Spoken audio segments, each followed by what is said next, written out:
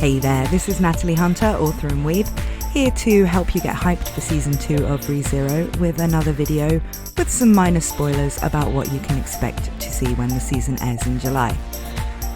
In my last video, I looked at the 5 top new characters who'll be joining the cast, but in this video I'm going to be taking a look at the returning characters, the ones that I think we'll be finding out a lot more about as Season 2 progresses.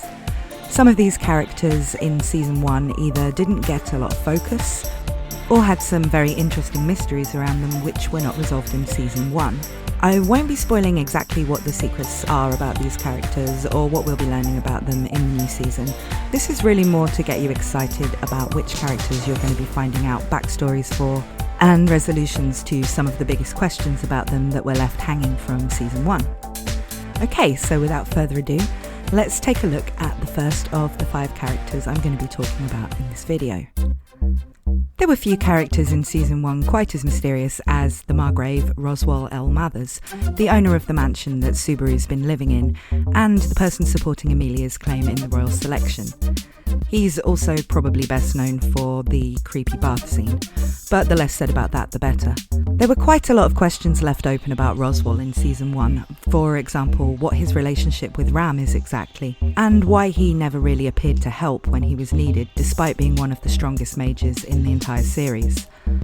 We know that Roswall's motivation for supporting Amelia has something to do with the fact he wants to kill the dragon Volcanica, but we don't really know why, or what kind of conditions his support for Amelia actually has. In Arc 4, we'll certainly be seeing a lot more of Roswall, as he's one of the key players in the Sanctuary location, which is where most of the arc is going to be set, the other location being his mansion. We will be finding out a lot more about his motivations and the reasons why he's doing any of the things he's doing, including supporting Amelia. And we'll also be learning more about him as a character, including his suitably weird backstory. If Roswall was a character who had you intrigued previously, you'll probably find that you get the answers to a lot of your questions in this season, but really what we find out about him raises more questions than it actually answers. He's definitely going to be an interesting character for the entire ReZero series, and he's really going to get a chance to shine in Arc 4. Next up, we have the humble merchant Otto. Otto did play quite a significant role in Arc 3 when you think back on it, but he really didn't get the kind of screen time that would suggest that he was going to be a major character moving forward. However, as of Arc 4, he's really joined the Amelia faction, and he actually has a really big role to play when it comes to assisting Subaru and helping the faction in general. We'll see a really nice friendship develop between him and Subaru, with what should be some good banter and comedic scenes between the two of them. But we'll also get to explore more about Otto's specific blessing, which allows him to talk to animals. And we'll also learn what he's capable of when it comes to negotiations and the more businessy aspects of things that you would expect a merchant like himself to be able to bring to the group. As well as that, we may find out his backstory if they choose to adapt that part of the web novel into the anime. And I really think that by the end of the season, he's definitely going to be a fan favourite and a character that a lot of people look forward to seeing on screen, particularly when it comes to his interactions with Subaru himself and the new character Garfield, who we'll also be seeing join the cast this season. Next up, it's Emilia. After reading Arc 4, I really changed my mind about who the best girl in ReZero was. And my prediction is that a lot of people are going to be feeling the same way once they actually get to see more about Amelia in Arc 4. I do think it was intentional that we didn't really get to learn much about Amelia in the earlier arcs, making it hard to understand why Subaru was so fixated with her. While this could be taken at face value and it's simply being a matter of Subaru's personal preferences, it does also suggest that there could be some kind of supernatural reason why Subaru is so drawn to Amelia.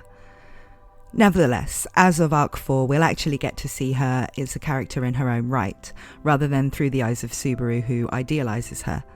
She has one of the most important roles in this season, and we'll definitely see a lot of change in Amelia, as at first she's broken down by the challenges that she has to face, and then she grows and becomes a much stronger character once she comes to terms with the things that happened in her past, which we will also get to learn about, as well as losing her reliance on Puck.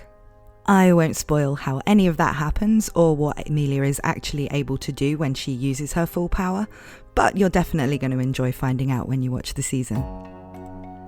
Next up is a character we haven't seen since Arc 1, and you may even have forgotten about her, though I think it's unlikely that anyone would really forget that character design.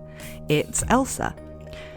Elsa is still just as crazy, and she is still very, very keen on seeing some intestines, and she'll be causing some new problems for Subaru and his friends, as well as potentially notching up a few more Subaru deaths to her name. We will also get to find out quite a lot more about Elsa herself and her background, depending on how much of that they decide to keep in from the web novel. Elsa also plays a huge role in what I think will become the iconic battle scene of this season, so there's definitely a lot to look forward to there if you're a fan of the Bowel Hunter. Finally, I suppose, we have Betty, Birko, Beatrice, whatever you prefer to call the lolly in the library. Although most of it doesn't happen till towards the end of the arc, Beatrice is going to get a lot of screen time and a lot of character development. We're going to learn her backstory, including why she's been imprisoned in the library for so long, and we're going to see her finally leave the library and actually fight.